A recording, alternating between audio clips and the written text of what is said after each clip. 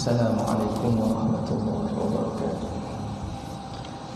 Alhamdulillahi rabbil alamin, wa afdhalus salati wa atammu taslim ala sayyidina Muhammadin asyrafil anbiya'i wal mursalin wa ala alihi wa sahbihi ajma'in. Subhanaka la ilma lana illa ma 'allamtana innaka antal alimul hakim. Wa la haula wa la quwwata illa billahil aliyyil 'azim. Rabbi shrah li sadri wa yassir li amri wahlul 'uqdatam min lisani yafqahu qawli. Saddid lisani wahdid qalbi bi haqqi sayyidina Muhammad sallallahu alaihi wasallam. Allahumma alhimna bil 'ilm wa zayyinna bil hilm wa akrimna bit taqwa wa jammilna bil 'afiyah. Allahumma akhrijna min dhulumatil wahm wa akrimna bi nuril fahm وافتح علينا بمعرفة العلم وحسن أخلاقنا بالحلم واجعلنا ممن يستمعون القول فيتبعون أحسنه والحمد لله رب العالمين. Alhamdulillah, bersyukur kepada Allah yang mengizinkan kita berada pada petang ini bagi meneruskan lagi daripada kitab Syarah Syekh Al-Hududi ala Ummil Barahin.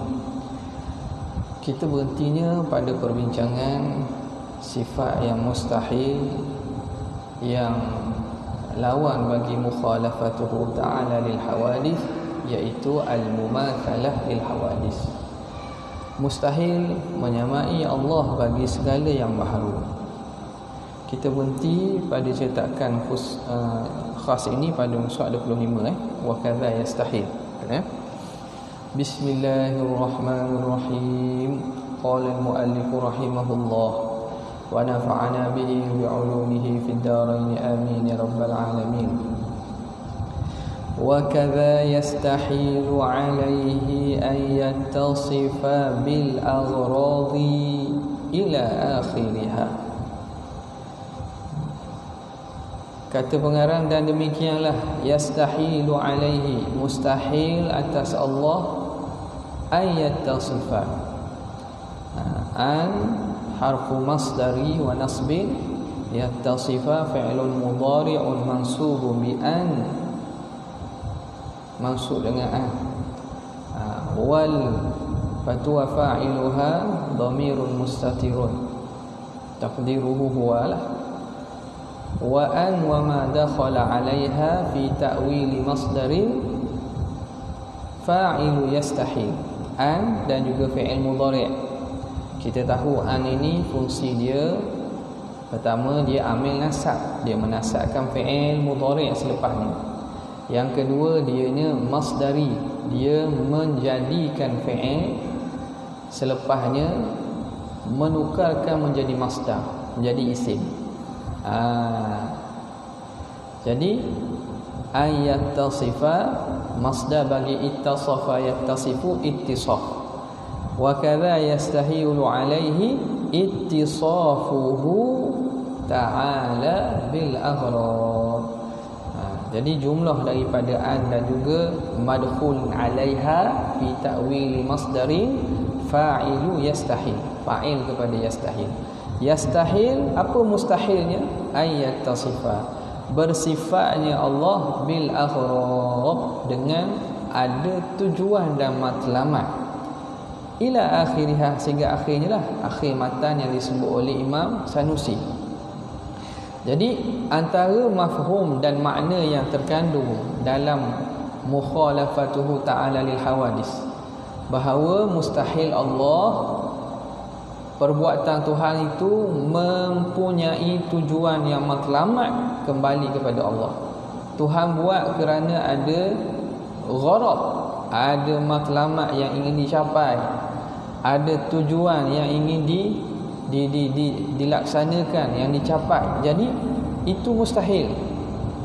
Kerana bila sesuatu dilakukan kerana ada tujuan, maka tujuan itu sebenarnya pendesak. Dia itu ba'ith, dia itu pendorong dan juga pendesak untuk seseorang itu buat. Maka perbuatan Tuhan, andai kata ada yang mendesak dan mendorong untuk melakukan sesuatu, maknanya dia bukan buat dengan pilihan yang bebas. Dia buat kerana ada desakan atau ada matlamat yang nak dicapai. Maka ini mustahil bagi Allah. Tuhan ini mustahil perbuatannya itu ada perkara yang mendorong dan mendesak dia. Kerana ketika itu dia tidak lagi membuat pilihan dengan pilihan yang mutlak. Adapun manusia ni, hamba ni, kita tak boleh lah. Kehidupan kita ni ada matlamat dan tujuan yang kita kehendaki. Ada dorongan dan desakan yang mendorong kita membuat perbuatan kita. Itu tak boleh lah manusia. Tapi Allah, Tuhan tidak demikian. Jadi perbuatan Tuhan tidak sama perbuatan Tuhan dengan perbuatan makhluk. Antara wajah tidak sama tadi ialah perbuatan Tuhan tidak mempunyai aghraq. Perbuatan makhluk ini ada tujuan dan dorongan yang ingin dicapai. Jadi mustahil bahawa bersifat Allah dengan aghraq ila akhirih. Apa makna aghraq? Wal gharadu itu mufrad bagi aghrab. Aghrab af'al sirah jamak kepada gharadun. Wal gharadu al maslahatu allati ishtamala 'alaiha al fi'lu awil hukmu. Gharad itu ialah maslahah yang terkandung atasnya oleh perbuatan atau hukum. Bila kata gharad tu apa? Al-gharad ini ialah maslahah lah. Maslahah. Ada, kita panggil bahasa Melayu pun tersebut maslahah. Ada kepentingan yang terdapat daripada perbuatan dan juga hukum yang Tuhan tetapkan itu. Maka benda ini mustahil. Kenapa? Li'annahu la yaf'alu wa yahkumu kadzalika illa al-maqhuru al-muhtaju li'an yatakammala bihi. Kerana tidak ada yang membuat dan menghukum sedemikian, kadzalika ay bil aghraq tadi. Illa al-maqhur, tidak ada yang buat sesuatu dan menghukum sesuatu dengan ada tujuan dan matlamat kecuali sesuatu itu makhur, yang digagahi, al-muhtaj, yang berhajat, ai li ayatakammala, berhajat untuk jadi sempurna dengannya, dengan gharaq tadi. Jadi sesuatu yang buat perkara, kita atau manusia ni, kita ambil contoh, kita buat sesuatu dengan ada tujuan dan matlamat. Makna apa? Perbuatan kita digagahi, kita ada ba'ith, ada pendorong yang menekang kita. Tak? Kenapa kita mari sangat ni? Hadir kelas. Kita tak potong pun kelas. Kelas sepanjang 14 minggu kita hadir semua. Kelas talaki yang dibuat pun kita hadir. Kenapa kita ni? Ada dorongan, ada tekanan. Memang kadang-kadang kan duduk tekan, memang nak mari ya, gitu je. Kenapa tak? Kalau nak kelas yang tidak wajib sebegini, memang tak. Tak. Daripada ramai-ramai yang ada, Allah Ta'ala pilih itu, alhamdulillah. Jadi ajaklah orang lain supaya mari juga dapat kelebihan duduk dalam majlis ilmu. Okey. Tapi kita perbuatan tu maknanya kita ada sebab yang mendorong dan menekan kita. Tak? Kita makan sebab apa? Makan, ambil orang mudah makan. Sebab apa kita makan? Lapar tu mendorong dan menekan kita. Ba'ith, yang mendorong kita untuk buat perbuatan makan. Untuk kita makan.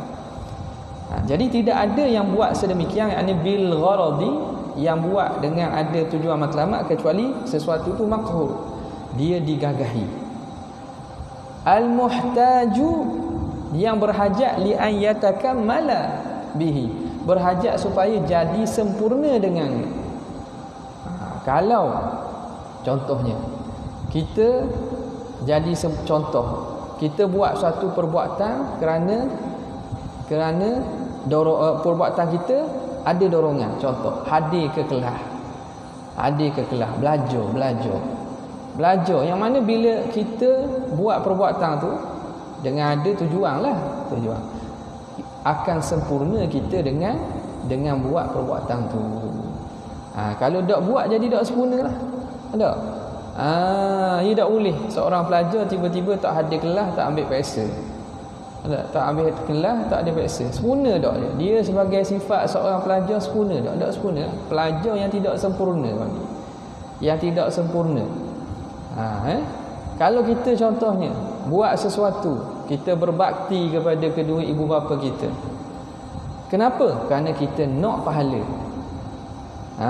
Nak pahala. Maka seorang anak itu sifat dia berbakti itu, dia buat tujuan untuk dapat pahala. Dia akan sempurna dengan dia melakukan perkara tersebut. Kalau tak melakukan perkara tersebut, dia ni dikira anak yang derhaka, anak yang tidak berbakti kepada kedua ibu bapa. Jadi sebab itu pengarang kata li'annahu la yaf'alu wa yahkumu kadzalika illa al-maqhurul muhtaju li'ayatakamala bihi. Kerana tidak ada yang buat atau menghukum dengan demikian, dengan gharad ini, dengan ada tujuan dan matlamat, kecuali sesuatu yang buat gitu mesti dia digagahi dan dia berhajat untuk jadi sempurna dengan tercapainya matlamat dia tu, tercapainya gharad dan tujuan. Baik. Dah ini Tuhan ke gini? Wallahu ta'ala huwal fa'ilul mukhtar. Walhal Allah Ta'ala ini fa'il, pembuat, al-mukhtar, yang memilih. Al-mukhtar al-ghaniyyu an jami'il makhluqat, yang terkaya, yang tak perlu kepada sekalian makhluk. Jadi Tuhan ni perbuatan dia tak gitu. Tuhan dia ni, dia pembuat dan memilih dengan kehendaknya, maha kaya daripada segala makhluk. Dia tidak berhajat pada makhluk pun, tidak berhajat kepada apa-apa sekali pun. Maka perbuatan Tuhan sama sekali tak sama dengan perbuatan makhluk. Makhluk buat kerana ada al-aghrad. Allah Ta'ala buat bukan dengan gharad, tapi semata-mata keinginan, masyiatihi wa iradatihi, masyiah Tuhan dan iradat Tuhan. Jelas jadi di situlah kita faham bahawa perbuatan Allah Ta'ala ni tidak ada sesuatu yang mewajibkan Tuhan buat. Tidak ada sesuatu yang mengokong atau mengekang Allah Ta'ala supaya melakukan sesuatu. Dah gitu Tuhan buat ikut suka. Jangan kata ikut suka. Allah Ta'ala buat dengan penuh hikmah, kerana dia itu zat yang maha sempurna dan maha bijaksana. Maka perbuatan yang daripada Allah, perbuatan yang sempurna, perbuatan yang mempunyai hikmah, yang mempunyai hikmah dan mempunyai manfaat, maslahah kepada makhluk. Allah Ta'ala haramkan arak, Tuhan buat saja-saja kan? Tak. Tapi dia buat dengan semata-mata kehendak. Tapi kerana dia ni Tuhan yang maha bijaksana, maha berkuasa, maha mengetahui, perbuatan dia tidak sunyi dan tidak lekang daripada hikmat dan manfaat kepada makhluk. Maka arak ini bahaya. Maka pandang dari segi sudut syariat, perbincangan illah yang dibincangkan dalam ilmu usul fiqh, ataupun secara lebih banyaknya dalam ilmu maqasid, yang mana maqasid ni sebahagian daripada usul fiqh, dia berasal pada usul fiqh. Perbincangan illah pada perbuatan dan hukum Tuhan itu ialah merujuk kepada illah yang kembali kepada makhluk, manfaat dan juga maslahah yang kembali kepada makhluk, bukannya kepada Allah Subhanahu Wa Taala. Kemudian alhamdulillah, seterusnya kata musannif rahimahullah, wa kadza yastahilu alaihi ta'ala alla yakuna qa'iman bi nafsihi bi an yakuna sifatan yakumu bi mahallin aw yahtaju ila mukhassisin. Dan demikian mustahil atas Allah Ta'ala bahawa tiada dia berdiri dengan sendiri. Alla yakuna qa'iman bi nafsihi, tidak berdiri dengan sendiri. Apa taswirnya? Bagaimana tak berdiri dengan sendiri itu? Bi ay yakuna sifatan, dengan bahawa Tuhan itu sifat, yakumu bi mahallin, yang ada pada tempat, yang ada pada zat. Tempat dengan mana zat.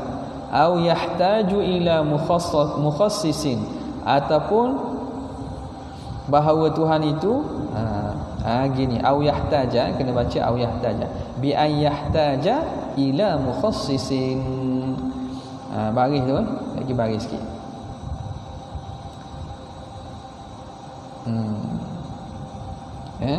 Bagi baris.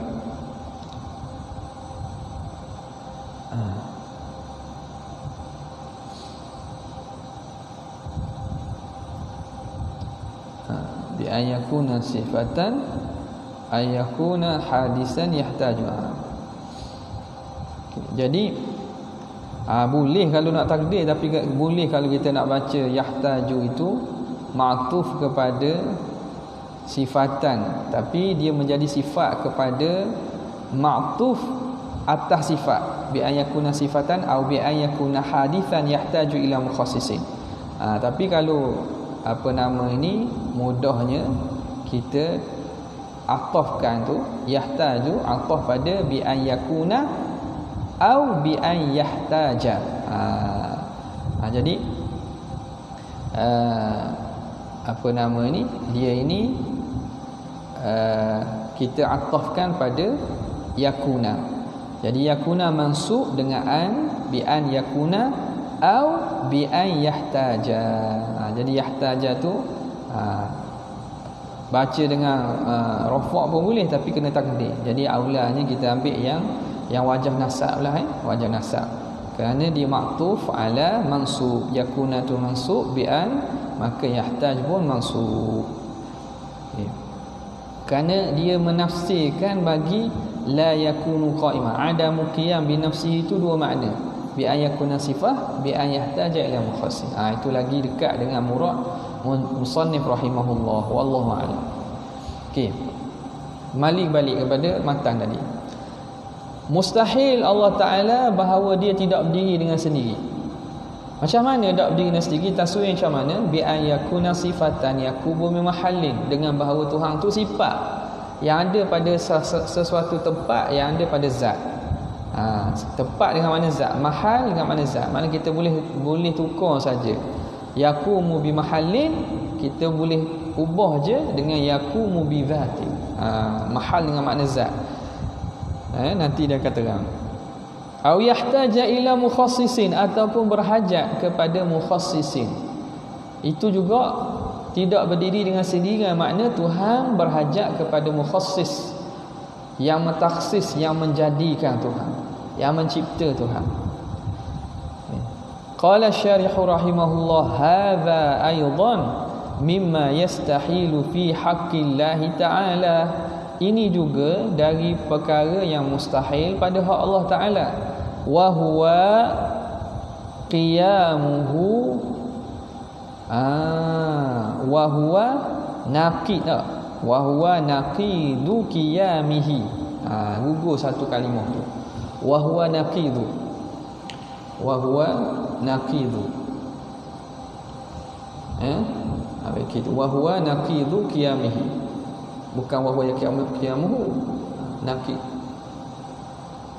Ada yang cetakkan lain, ada buku lain. Naqid wa huwa naqidu qiyamihi ta'ala bi nafsi, iaitu lawan bagi qiyamu ta'ala bi nafsi. Berdiri Tuhan dengan sendiri, lawannya tidak berdiri Tuhan dengan sendiri.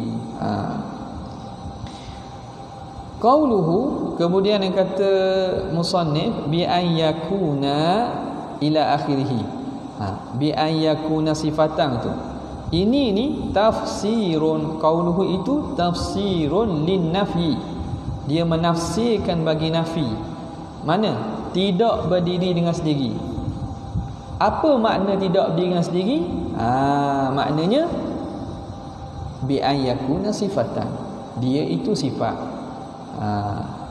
Jadi dia tafsir bagi nafi wa huwa qauluhu alla yakuna. Itu alla yakuna itulah, itu nafi dia tu. Bahawa tiada Tuhan berdiri dengan sendiri. Jadi bi ayakuna tu ba taswiriyah, dia mentaswirkan nafi tersebut. Wal mahal. Okey. Sekarang ni apa makna mahal yang kita sebut dalam tadi bi ayakuna sifatan yaqumu bi mahal. Mustahil Allah Taala ni sifat. Sebelum tu makna secara ringkasnya, bila kita kata Allah berdiri dengan sendiri, makna kita menafikan Tuhan tu tidak berdiri dengan sendiri. Apa makna Tuhan tak berdiri dengan sendiri? Maknanya dua. Makna sama ada Tuhan tu sifat yang ada pada zat. Kerana sifat yang ada pada zat dia tidak boleh ada sendiri. Sifat ni boleh ada sendiri tak? Tak boleh. Wujud sifat mesti pada zat. Dia tidak boleh wujud bersendirian. Maka bila kita kata Allah Ta'ala qa'imun binafsih, makna Tuhan ni bukan sifat, kerana dia berdiri dengan sendiri. Adanya dia bukan tumpang pada yang lain, bukan ada pada yang lain. Kerana yang menumpang pada yang lain, yang ada pada yang lain, pada wujudnya ialah sifat. Sebagaimana sifat, ambil mana-mana sifat lah, memang ada pada sesuatu, dia tidak boleh bersendirian. Putih dia ada pada benda, putih kertas, putih baju, putih dinding. Manis ada pada benda, cerdik ada pada benda, cerdik ada pada benda. Sebab itu cerdik tidak boleh dibeli. Cerdik tak boleh beli. Coklat cerdik ada. Coklat cerdik ada, coklat cerdik. Makan jadi cerdik, tak tahu cerdik sara mana. Kismis cerdik ada. Nama je tu, dia tu tak cerdik. Ke cerdik ke kismis tu? Adakah kismis itu mempunyai sifat cerdik? Tak dah. Cerdik ni ada pada mana? Ada pada manusia yang berakal. Nampak tak? Dia tak ada berasingan. Kalau ada berasingan senang boleh beli. Boleh beli. Tapi dia tak ada. Orang tu makan kismis, berkilo-kilo kismis dalam almari dia. Tak cerdik-cerdik ialah sebab cerdik ni bukan ada kismis. Cuma dia adalah kok vitamin-vitamin yang membantu mencerdaskan akal, itu aspek lain lah tu. Tapi kecerdikan tu dia ada pada orang. Ada pada orang. Dia tidak ada berasingan. Kuat ada pada orang. Apa lagi? Ada pada benda. Jadi sifat-sifat ini wujudnya mesti wujud pada zat, pada sesuatu. Dia tidak boleh wujud berasingan. Maka Allah Ta'ala berdiri dengan sendiri, makna Tuhan bukan sifat. Kalau Tuhan sifat, makna dia boleh wujud, dia tidak akan wujud pada sendiri, kena wujud pada yang lain. Itu mustahil. Kerana Allah ni zat. Dia zat yang bersifat dengan sifat kesempurnaan. Jadi itu makna yang pertama. Makna yang kedua, berdiri Tuhan dengan sendiri maknanya dia wujudnya tidak berhajat kepada yang mengadakan. Mukhassis, la yahtaju ila mukhassis. Allah berdiri dengan sendiri makna ada dia itu bukan kerana yang lain menentukan dan mengadakannya. Adapun kita berhajat kepada yang mencipta kita. Sebab itu al-kaunu qa'imun billah dengan makna Allahu la ilaha illa huwal hayyul qayyum. Al-qayyum, qayyumiyah. Afaman huwa qa'imun ala kulli nafsin bima kasabat. Allah Ta'ala yang mencipta, yang menjaga, yang menjadikan makhluk, mentadbir alam ini. Qayyum. Maka kita makhluk ini semua diadakan oleh Allah Subhanahu wa Ta'ala. Jadi itu makna bagi adamu qiyamihi ta'ala bi nafsih, dengan makna tadi. Tuhan itu bukan sifat, Tuhan itu tidak berhajat kepada mukhassis. Okey, dalam perbincangan sifat dia, makna yang pertama tadi, Tuhan bukan sifat, sifat yang berdiri yaqumu bi mahallin, yang ada pada mahal. Kemudian masuk pengarang menceritakan apa itu mahal. Wal mahallu huwa dzat. Mahal di sini ialah zat, diri. benda-benda, sesuatu zat. Bukan mahal dengan maksud al-hayyiz, ruang, bukan masuk ruang. Bukan masuk ruang. Tuhan bukan sifat yang berhajat kepada tempat. Tempat ni bukan makna ruang ni. Tempat dengan makna zat.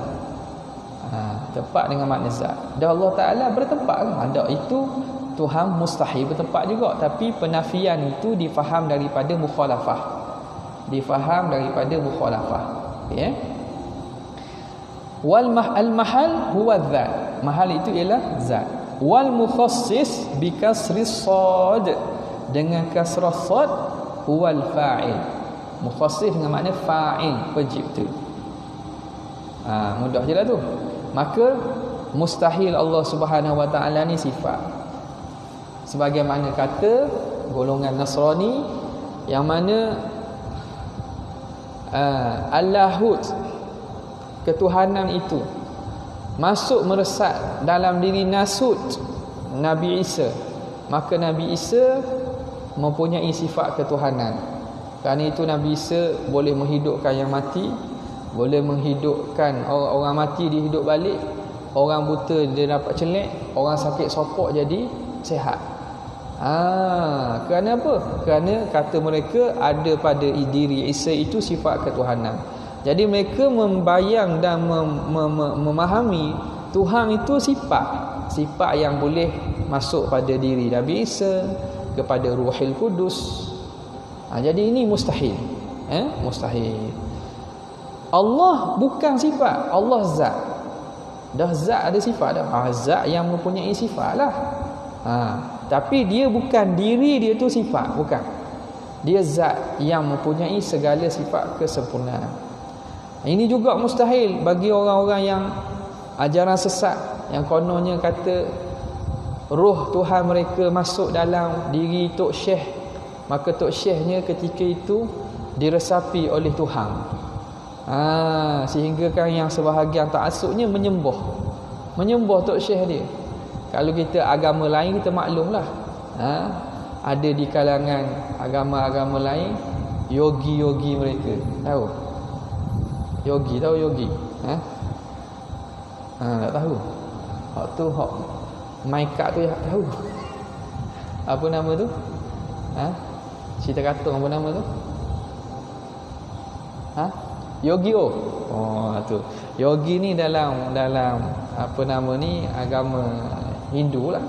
Orang yang sampai tahap dia jiwa dia tu bersih.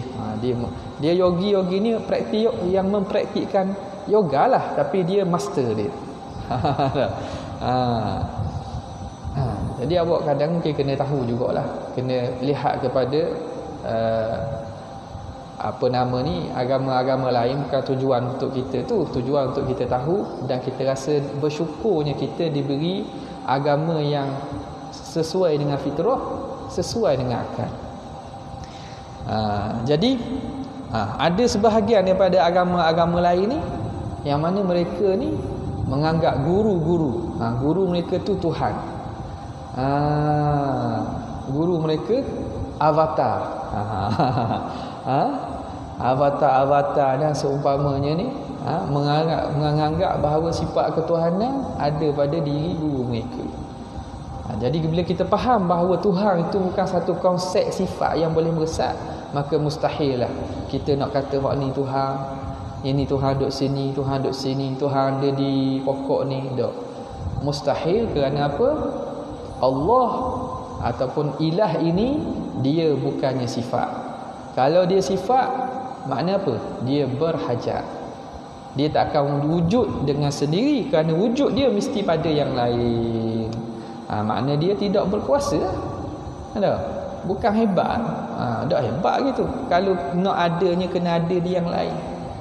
Tiba-tiba mati Tok Guru. Dah Tuhan ketuhanan ni gimana? Tunggu pula reincarnation baru.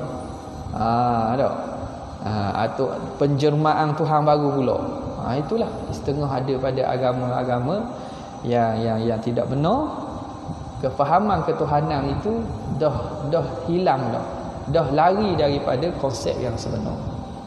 Okey. Kemudian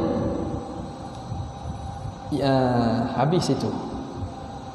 Wa kadza yastahilu alaihi ta'ala alla yakuna wahidan, dan demikian juga mustahil ke atas Allah Ta'ala bahawa tiada ia itu satu. Tuhan tu tok satu, mustahil. Tuhan itu dok satu tu mustahil. Bagaimana dengan makna dok satu tu? Taswir alla yakuna wahidan. Tuhan dok satu tu bi an yakuna murakkaban fi zatihi, dengan bahawa Tuhan tu tersusun pada zatnya. Murakkaban fi dhatihi,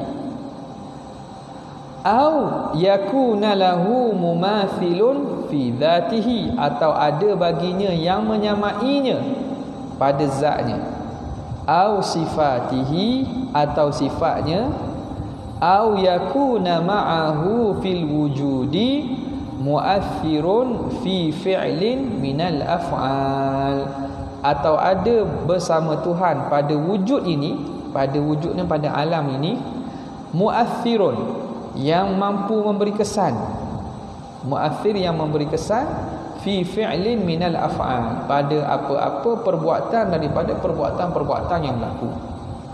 Sekarang masuk perbincangan pada lawan bagi sifat wahdaniyah, sifat keesaan, iaitu tidak esa lah. Lawan bagi esa, tidak esa. La yakun alla yakuna wahidan. Makna tidak esa makna dok satu. Dok satu maknanya berbilang. Apa makna berbilang? Sekarang ni dihuraikan oleh musannif. Bentuk berbilang sama ada dia tersusun pada zatnya. Dia satu tapi satu yang boleh pecah. Satu yang boleh dibahagikan. Itu dipanggil tersusun juga. Macam kita ni, kita satu-satunya kita. Betul tak? Kita ni ada tak kat dunia ni kita selain kita? Ada tak? Ada. Hatta kembar pun ada, sini kembar sini, ada. Kembar dia pun, hak kembar dia tu satu, hak seri tu hak lain, diri yang lain. Jadi diri kita ni satu. Kembar seirah, muka je sama tapi kita lain, dia lain. Ada. Pelanduk dua serupa, muka je, mungkin ada sama, ada irah-irah tapi dia lain, kita lain. Jadi diri kita satu ni satu je dalam alam ni. Jadi satu kita ni bukan satu yang absolut, bukan satu yang sungguh-sungguh satu. Sebab apa? Satu kita ni berjuzuk-juzuk, kita boleh pecah. Kita ada tangan, ada anggota, ada juzuk-juzuk, ada bahagian-bahagian kita. Okay. Jadi mustahil Allah Ta'ala berbilang. Pertama, dengan bahawa Tuhan itu tersusun pada zat. Satu tapi itu satu yang tersusun, mustahil. Satu yang tersusun pun mustahil juga. Sebab apa? Sebab bila sesuatu itu tersusun, maka dia tidak akan sempurna kecuali dengan kesemua juzuknya ada. Diri awak ni satu, tapi satu yang berjuzuk-juzuk tersusun. Kalau tak ada cukup juzuk tu sempurna tak? Tak lah. Kaki tak ada, jari tak ada, tangan tak ada, telinga tak ada, mata tak ada. Orang panggil sempurna tak? Tak sempurna. Maka sesuatu yang berjuzuk, kesempurnaannya dengan memiliki semua juzuknya. Andai kata Allah Ta'ala tu satu tapi berjuzuk, maknanya dia berhajat kepada kesemua juzuknya supaya jadilah dia sempurna. Betul tak? Berhajat tu orang panggil sifat makhluk. Berhajat tu, keberhajatan. Kita memang kita berhajat, tak? Berhajat kepada anggota badan kita. Untuk jalan kita kena ada kaki, untuk pegang kena ada tangan. Kita memang berhajat. Bahawa manusia ni berhajat, itu sifat yang zati pada manusia. Allah Tuhan, andai kata dia tu berhajat, hatta berhajat pada diri dia pun, hak tu menafikan sifat ketuhanan. Keberhajatan tu menafikan dia tu ke Tuhan. Sebab bila Tuhan ni memang dia tidak berhajat kepada sesiapa, hatta kepada juzuk diri dia. Maknanya apa? Di Allah ni mustahil berjuzuk-juzuk. makna Tuhan ni suti. Jangan faham gitu. Kok ada faham gitu. Maknanya kalau Tuhan tak berjuzuk, Tuhan ni satu. Satu yang kalau dalam istilah falsafah dipanggil jauhar fard. Gitu kan? Bukan. Satu jauhar fardun itu pun juga mustahil juga. Sebab kita telah meletakkan dia itu sebagai jirim. Jadi macam mana? Inilah kita akal kita tak boleh nak fikir. Bagaimana satu yang tidak berjuzuk dan satu yang tidak berjisim, bagaimana nak faham? Ni tak mampu kita faham. Tak mampu kita nak capai hakikat wujud Tuhan, zat Tuhan macam mana, memang kita tak mampu. Dah kalau gitu ada tak? Adalah. Jangan kita kata Tuhan tak ada pula. Sebagaimana ada yang menuduh Asy'ariyah, Tuhan Asy'ariyah tidak ada. Annal Asy'ariyah ya'buduna adama. Kerana Asy'ariyah ni menyembah Adam, tak ada. Li'annahu la yattasifu bila fawq wala tah wala amam wala wara wa laysa lahul makan wala fid dakhil wala fil kharij illa la yusafu bihi illa adam. Heboh baru ni kan? Tahu tak cerita? Tahu kan? Ada penafian tarik balik. Tapi sebenarnya hak dia cakap tu memang betul. Habis kata gitu. Memang itulah yang tertulis oleh kitab-kitab mereka daripada sumber asal mereka dalam kitab mereka. Bukan salah, bukan pengalaman diri. Sebenarnya itu. Tapi kerana berlaku ketidakpuasan hati untuk mengambil pihak yang tertentu dan untuk mendamaikan keadaan, tarik baliklah. Tapi apakah itu pandangan Salafiyah Wahhabiyah? Memang gitulah.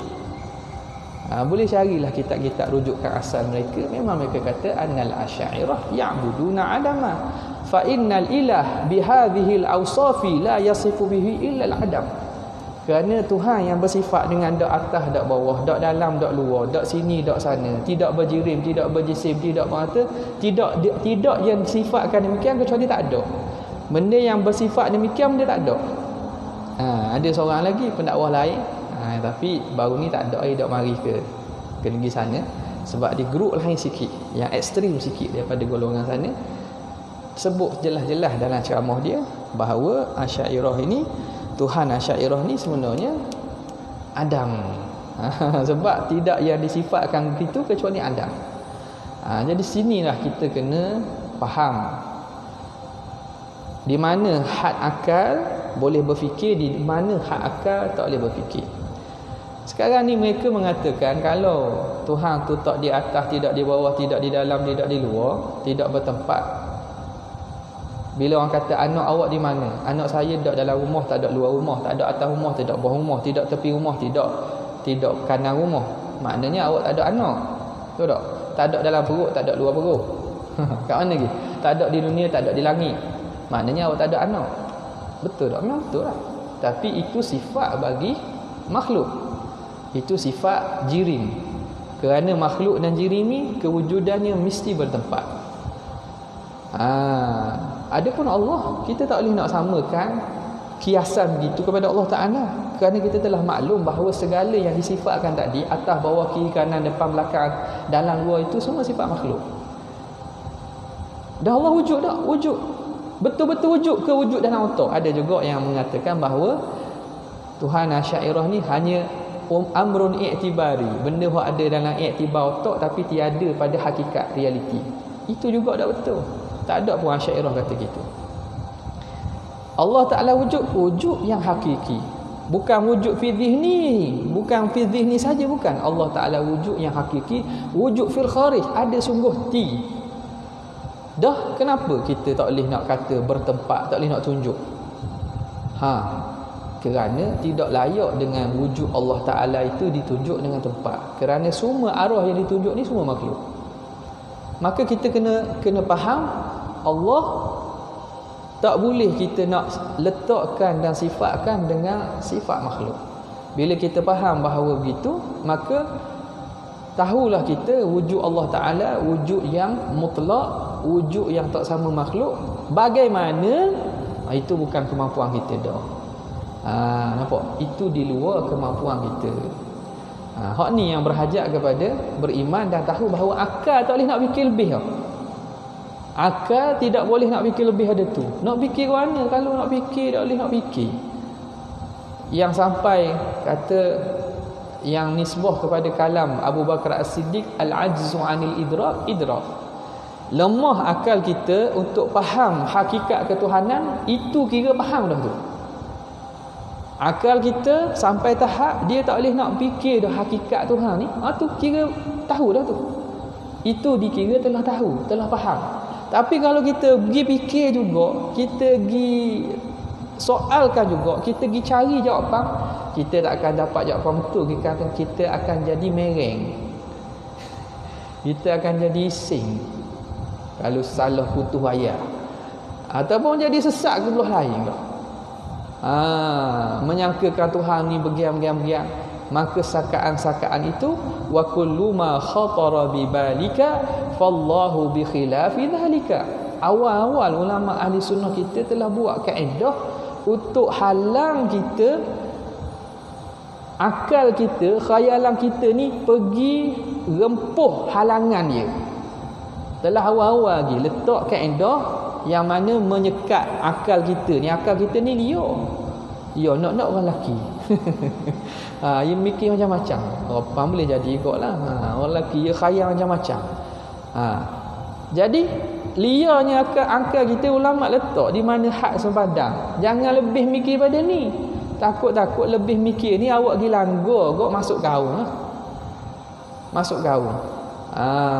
Jadi kullu ma khabara bi balika, setiap yang terlintas dalam akal kamu, fallahu bi khilafi dzalika, maka Allah tidak sedemikian. Lemah akal kita daripada faham, itu dia dikira faham. Jelas. Okey. Maka mana tadi? Allah Ta'ala, dia zat dia bukan tersusun daripada juzuk-juzuk. Dah tersusun maknanya dia satu zat yang halus. Dak juga kerana membayangkan Tuhan tu zat halus tu, kita telah meletakkan Tuhan tu bersifat dengan jirim. Bersifat dengan jauhar fard. Jauhar fard ni jirim. Maka tak boleh. Bagaimana? Kita serah dan yakin bahawa Allah Ta'ala wujud, dan wujud Allah Ta'ala wujud yang hakiki, wujud yang betul, dan kita mampu melihatnya. Di akhirat bagi orang mukmin Allah Ta'ala berikan nikmat untuk melihat Allah. Allahumma ja'alna minal ladzina yarawna wajhakal karim. Jadi melihat Allah itu makna ada. Tapi bagaimana? Tak mampu kita nak mencapainya, nak faham di sini. Tak mampu nak faham di sini. Maka tak mampu nak faham tu ulama beri pula nak kita jadi lega, senang kata okeylah, tak payah fikir jauh. Kita tak payah fikir ke Tuhan ni guana, kita fikir roh kita ni guana. Boleh tak? Yang roh ni memang semua yakin bahawa roh ni makhluk lah. Awak beriman lah, tak usah kira lah orang sesat tu. Semua yakin bahawa roh kita ni yang ada pada diri kita ni Tuhan cipta, makhluk lah. Bagaimana hakikat roh? Siapa boleh jawab? Doktor yang paling pakar pun tak boleh nak jawab. Doktor yang paling pakar pun tak boleh jawab. Para nabi, para rasul pun Allah Ta'ala tak beri. Wa yas'alunaka 'anir ruh qulir ruhu min amri rabbi. Maka roh yang mana dia itu makhluk, luar kemampuan akal kita untuk fikir, maka apatah lagi Tuhan yang mencipta roh, Tuhan yang mencipta alam ini kesekaliannya. Maka tak mampu akal kita untuk fikir. Itu memang padang, memang sesuai, memang benda tu benda yang sangat munasabah sangat. Jadi yang tak munasabah bila kita fikir kalau Tuhan mesti bertepat, itu yang tak munasabah. Okay. Dia kata apa lagi? Bahawa ada diri Tuhan itu murakkaban fi zatihi, pada zatnya. Au yakuna lahu mumathilun fi zatihi, atau ada bagi Tuhan tu yang sama pada zatnya. Tuhan ada hak lain hak sama macam Tuhan. Ni merujuk pada apa ni? Tadi zat yang satu tapi ada anggota-anggota, ada juzuk-juzuk. Kita panggil kam muttasil fi zat. Yang ni ataupun ada yang serupa dengan Tuhan. Tuhan ada yang serupa dengan Tuhan. Kita panggil kam munfasil fi zat. Au sifatihi, ataupun ada di sana mumasilun fi sifatihi, yang serupa dengan Tuhan pada sifat Tuhan. Kita panggil kam munfasil fi sifat. Au yakuna ma'ahu fil wujudi mu'athirun fi fi'lin minal af'al, atau ada bersama Tuhan pada wujud ini yang lain yang memberi kesan pada perbuatan daripada perbuatan yang ada ini. Maknanya Tuhan buat, ada selain Tuhan yang buat juga. Ada selain Tuhan yang mengadakan dan menciptakan perbuatan,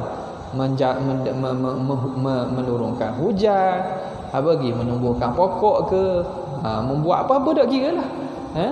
Perbuatan ada yang lain yang buat selain Tuhan. Maknanya fa'il itu bukan Tuhan, bukan Tuhan semata, ada yang lain juga jadi fa'il, jadi khaliq. Maknanya di sini merujuk kepada kam munfasil fil af'al. Jadi pada matan secara zahir musannif sebut kam muttasil fi zat, kam munfasil fi zat, kam munfasil fi sifat, kam munfasil fil af'al. Ada apa ni? 4 lah. Tinggal lagi 2 yang datang dalam syarah, musannif akan syarih akan sebutkan. Ala kulli hal, walaupun 4 tapi dalam 4 ini ada apa nama ni, yang 2 lagi tapi tidak secara sharih, bahkan diuraikan oleh para ulama dalam syarah-syarah mereka. Wallahu taala a'la wa alam. Saya buka kalau ada soalan sudah. Cuba baca, kecil sangat ni.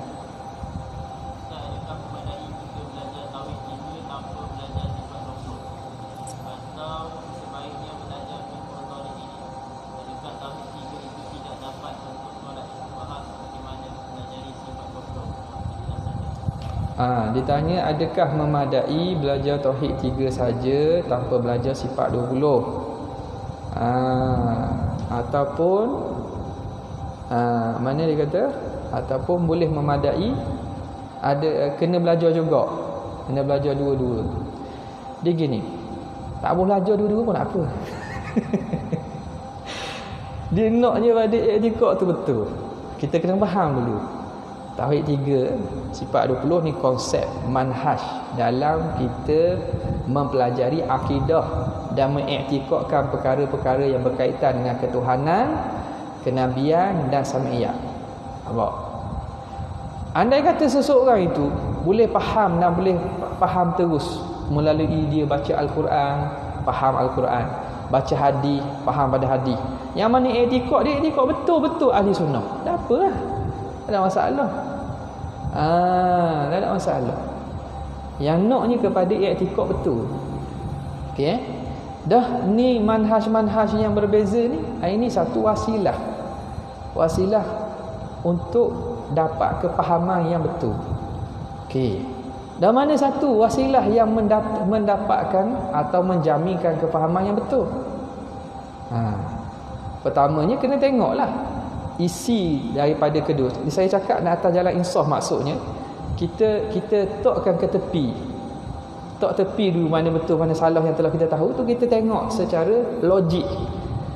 Jadi mana-mana manhaj yang mana membawa kepada natijah yang sama, natijah i'tikad yang betul, yang sebagaimana Nabi bawa, sahabat bawa, salafus soleh bawa, itu yang kita nak pegang.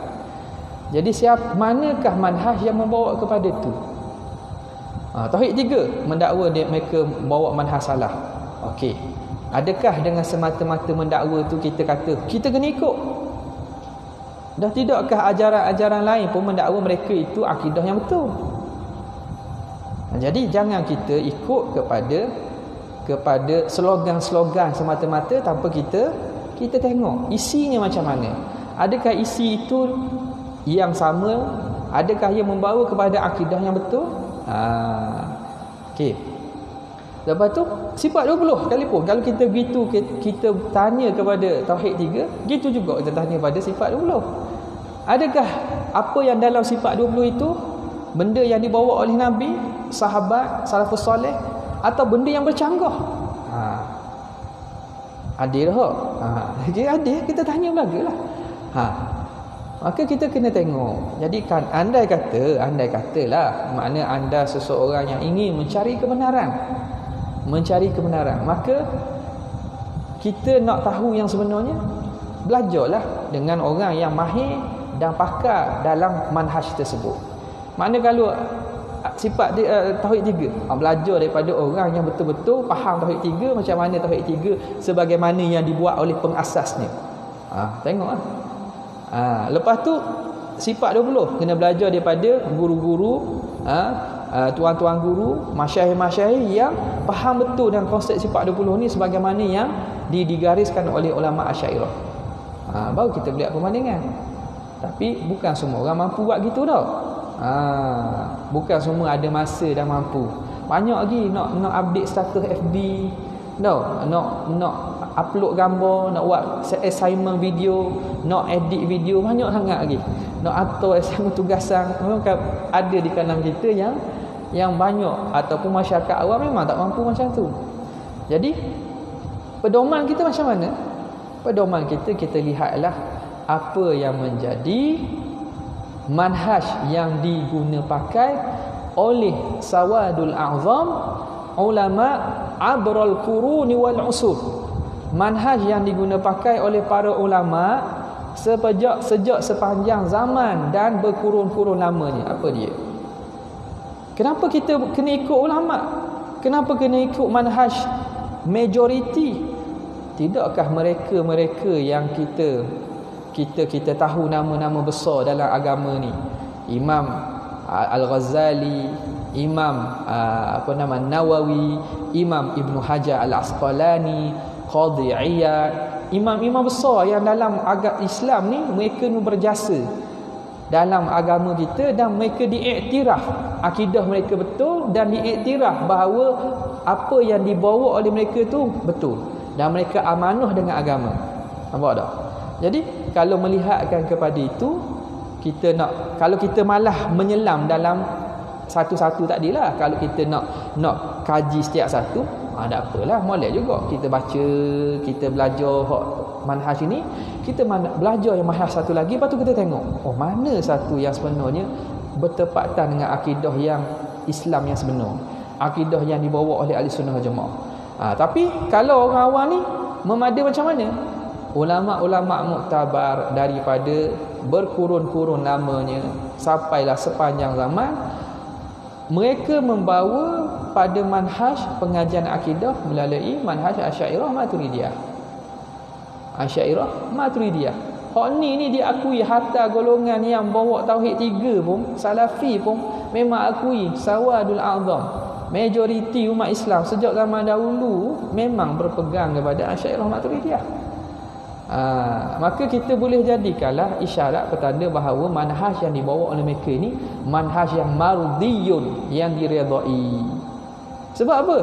Sebab ni berkaitan agama ni. Andai kita kata mereka ni manhaj salah, maknanya kita telah menyalahkan sekalian banyak para ulama, tokoh-tokoh hebat dalam agama Islam dengan menuduh iktikad mereka sesat. Munasabah ke? Kalau fikir secara senang-senang lah. Fikir senang-senang. Nak cakap fikir bodoh-bodoh, tapi lain ni pun cakap bodoh pun boleh juga lah. Ada react pula kan. Bukan bahasa Terengganu saya cakap fikir bodoh-bodoh, faham tak? Fikir bodoh-bodoh, fikir secara mudah. Fikir secara mudah kita boleh fikir dah. Dah akal lah mereka ni sesat lah. Sesat bukan masalah furuk ni, masalah akidah ni. Kalau kita berani kata gitu, ahlan wa sahlan lah, maknanya ikut awak lah. Awak berani menuduh imam seperti Imam Ghazali akidahnya sesat, Imam Ibn Hajar akidahnya sesat, Imam Nawawi ni kita boleh ambil hadis dia tapi akidah dia jangan ambil. Dan memang itu ada orang berani. Imam Abu Hanifah ni sesat dia tak main hadis. Memang sekarang pun ada berani sampai tahap tu. Maknanya orang itu memang tak kenal diri. Dia tidak ukur baju di badan sendiri. Gitu je kita nak khabar. Nampak? Jadi apabila kita perhatikan majoriti ulama sejak zaman berzaman mendukung manhaj ini, mendukung cara pengajian yang sifat 20 ini, tidakkah itu memberi pertanyaan diri kita, tidakkah ini makna satu manhaj yang diredai? Dan ramai di sini bukan ramai orang entah apa-apa, bukan majoriti yang tak tahu, majoriti ulama, majoriti di kalangan ahli-ahli agama yang mana kita iktiraf mereka itu orang yang berjasa dan orang amanah dalam agamanya. Maka itu sudah cukup untuk kita mengatakan bahawa pengajian manhaj sifat 20 Asy'ariyah Maturidiyah ini satu pengajian yang membawa akidah salah. Kena faham, sifat 20 ni bukan khalah. Dia khalah tu dari segi perbincangan tentang ayat-ayat mutasyabihat, perbincangan tentang dia panggil tentang sifat-sifat khabariyah. Itu cara memahami manhaj ta'wil ataupun manhaj tafwid itu. Tapi ta'wil ataupun tafwid itu semua dah ada di sisi ulama-ulama salaf, dah ada. Cuma majoriti salah mentafwid. Tapi sebahagian sahabat, sebahagian salah adanya ta'wil. Jadi apa yang dibawa oleh Asy'ariyah ni ialah rentetan daripada kefahaman ulama-ulama salaf kepada nas Al-Quran dan hadis terhadap perkara akidah. Boleh? Saya begitulah. Saya tak mengulah lah Tauhid 3 walaupun saya boleh ulah. Saya boleh ulah sebab saya belajar. Saya boleh ulah, tak apalah sebab takut kata saya tidak mewakili pihak sana kot. Walaupun kita belajar dan menekuni belajarlah manhaj mereka itu. Tapi kita tak mahulah kita sebut hak kita. Hak lain tu siapa yang ada rasa nak mengkaji, kajilah. Tapi kena ingat satu. Kalau kita betul-betul yang orang yang objektif, yang munsif, maknanya bersikap insaf, maka kalau kita kajilah contoh, sebab ini dipraktikkan oleh sebahagian daripada golongan-golongan yang cuba dia kata tak usah ngaji ajaran sana sesat. Tak usah ngaji ajaran sana sesat. Kalau kita kadang-kadang nasihat tu betul. Contohnya kalau awak dah ada dalam manhaj yang betul, dah ada dalam pengajian yang betul, kadang-kadang guru tu dia nasihat jangan pergi belajar, adalah faedahnya. Kerana dia tengok awak ni tak apa nak faham ni. Dok kan mutasim mufassir pun pening. Cakap jirim jisim Arab pun tukar bimbo sekali. Lepas tu cakap berkaitan dengan qada dan qadar ni tukar lagi mana qada mana qadar. Boleh jadi dia kata tak usah pergi belajarlah. Larangan dia tu munasabahlah melihatkan kepada kemampuan kita, takut kita rosak. Takut kita rosak. Tapi kalau kita belajar dah daripada belah sana, maka jangan kita sempitkan kita punya pemahaman. Kita dengar juga pihak yang lain. Contoh kita mengaji Tauhid 3 kan, kalau kita memang asal pada situ, maka kalau kata jangan ngaji Asy'ariyah ni, sebab Asy'ariyah sesat, kita kena cek betul ke tak Asy'ariyah sesat, dan kita belajar daripada orang yang mahir Asy'ariyah apa yang tuduhan itu betul atau tidak. Sebab tuduhan mereka bukan tuduh pada seorang, tuduh pada majoriti umat. Okey, gitulah cara mereka. Lagi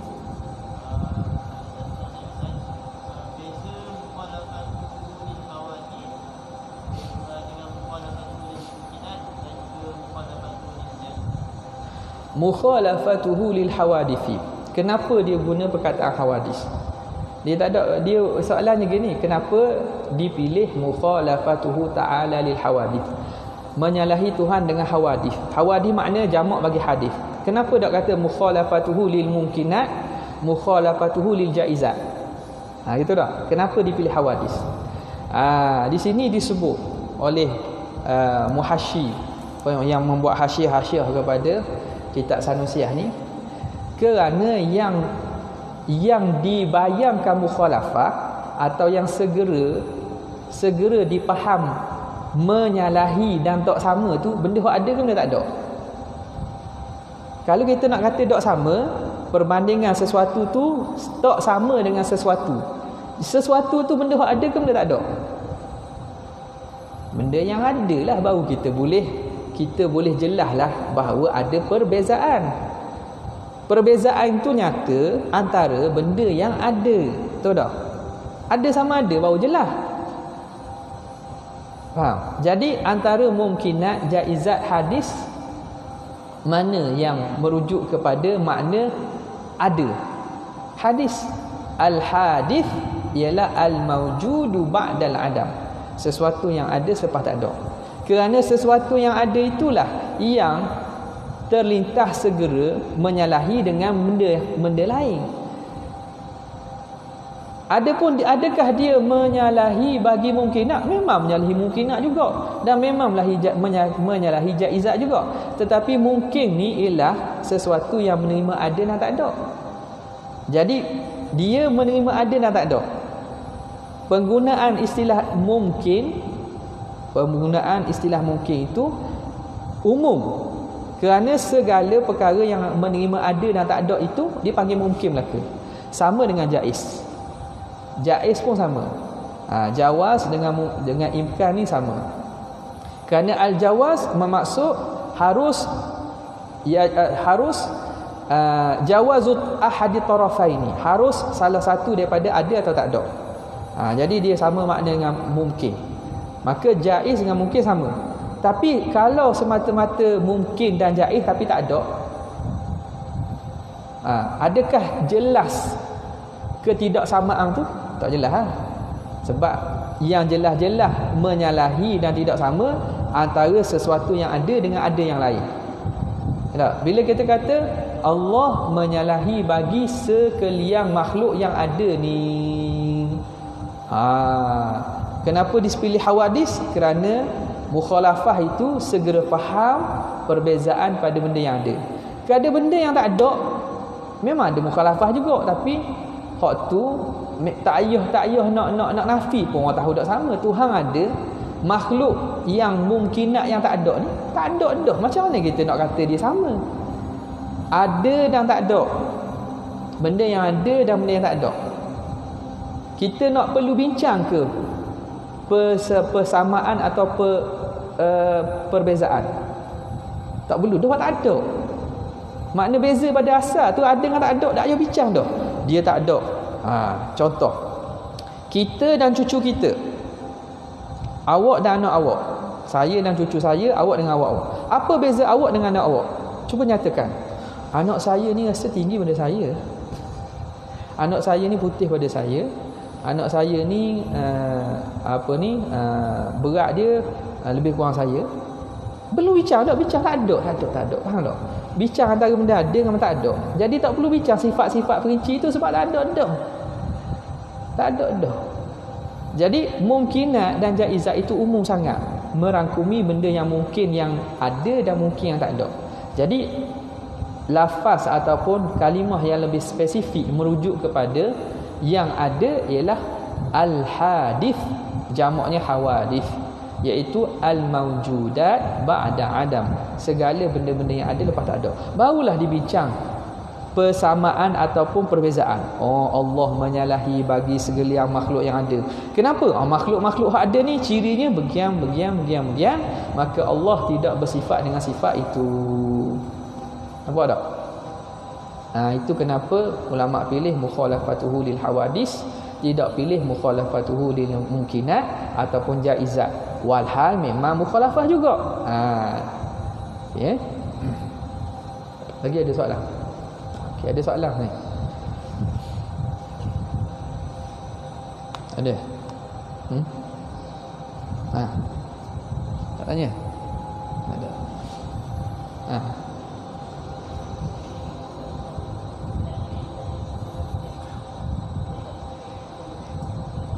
La yakunu wahidan. Okey.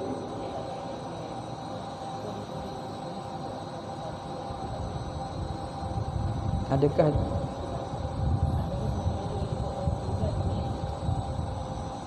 boleh panggil satu ke tak? Ke kena panggil esa?